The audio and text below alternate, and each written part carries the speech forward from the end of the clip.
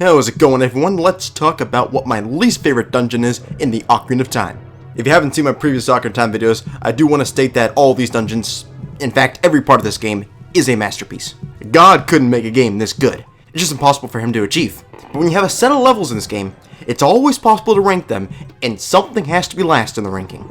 I've run through all the temples and concluded that the Shadow Temple is my least favorite temple. But all the temples are better than the kid dungeons in the game. So we need to venture into our younger years in order to answer this question. So let us boot up Fortnite and become fans of douchey YouTubers. We are becoming 10 years old again.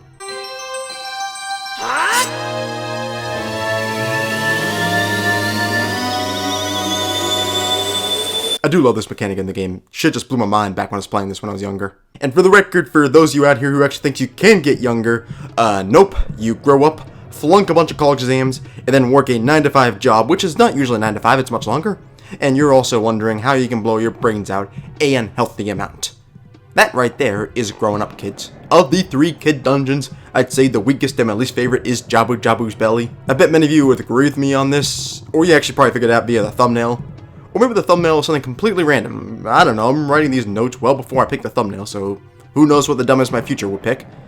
And all I know is, for sure, in the future, I will be a dumbass. That is the only thing I can confirm about what's going on there. But yes, my least favorite dungeon is inside Jabu Jabu's Belly. Quick background on this dungeon, you have to collect the 3 spiritual stones when you are a kid. This is where you get the 3rd stone, the Zora's Sapphire. You go up Zora's River, dive for Rudo's bottle, feed the big fish a little fish, and you get sucked in as well. The dungeon, as you would guess, is the inside of Lord Jabu Jabu's Belly. All the walls look like poorly aged bubblegum, with many water pools and parasite-type enemies just scattered about. It seems like a vile place. Not as bad as your local Taco Bell's bathroom, but a pretty vile place. It is still a good level compared to other video game levels, as it really does add a nice diversity to the dungeons in this game. It's just weaker than the other main dungeons. The main portion of this dungeon is escorting Princess Rudo through it, which is probably my least favorite part. Basically, the only reason he actually came in here is because Princess Rudo, the person who has a Zora's Sapphire, dropped it into Lord Jabu Jabu's Belly.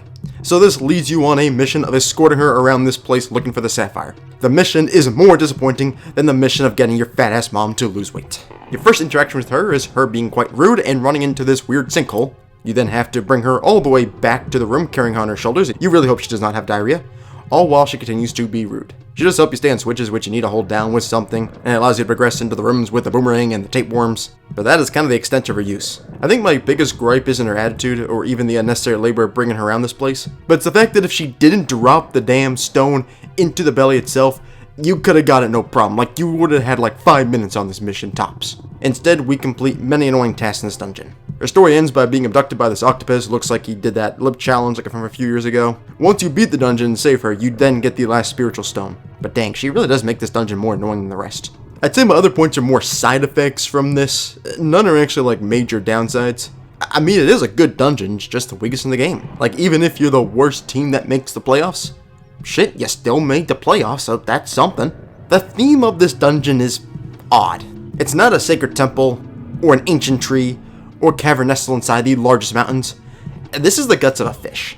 It's like the dungeon product you would get from Wish.com. It is nowhere near the same quality. I mentioned earlier that I do like how it adds more themes and diversity to the dungeons, and the creators must have liked it too, as it actually came back in one of the Oracle games. Or they're just unimaginative.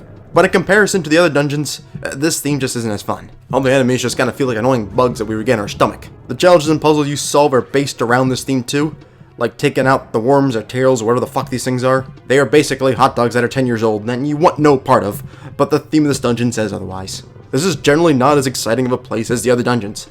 Like, the theme isn't something I completely hate, but it's just so strange compared to the rest of the temples and dungeons. Defeating those tails is actually one of the main parts and puzzles of this dungeon.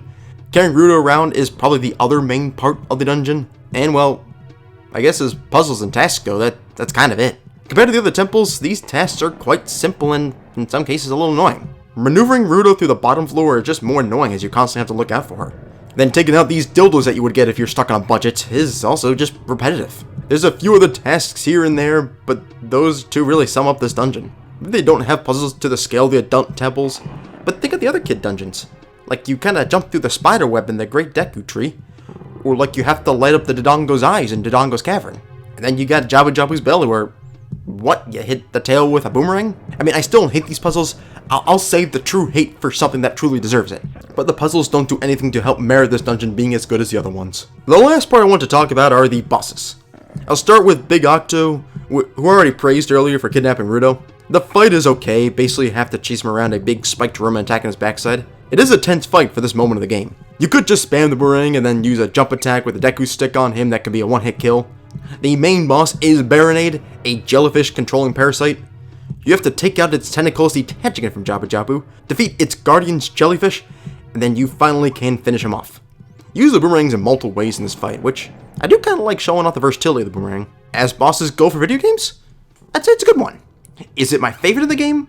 Probably not, but it's a unique challenge compared to the other bosses up to the point of this game. I'd say maybe the bosses are the strength of this dungeon. The thing is, the strength isn't good enough when you have to compete it with the other strengths of the other dungeons. It's like how the memories of Call of Duty 4 and Modern Warfare 2 can't salvage Call of Duty from being the garbage franchise it is now. Although you have to scale Ocarina of Time and Zelda games way above the scale of Call of Duty games. Like, find the world's deepest pit, dig down like double length, and then dig down double that length. That's where you'll find the Call of Duty. But yeah, you know what? I'll give a nod to Big Octo and Baronade. They're pretty good bosses. I do love looking back at all my Ocarina of Time videos, and especially the ones that highlight more negatives of the game, then I ended up just praising it for like, 7 minutes. That just speaks to how good this game is, especially when compared to most games. This video is no different. Inside Jabu Jabu's Belly is the weakest dungeon in the game. It's probably the most critical I have been on a video of Ocarina of Time. Yet, however, it's still a good level that's fun to play through. Sure, you wish you could throw Rudo and probably the ring into Mount Doom for like, half the time you play in this dungeon, but still is a pretty enjoyable place. I want to say thank you as well, because if you actually listen to this part, I'm kind of surprised you probably wasted 6-7 minutes of your life listening to this rant. And hey, I'm glad I could waste your time.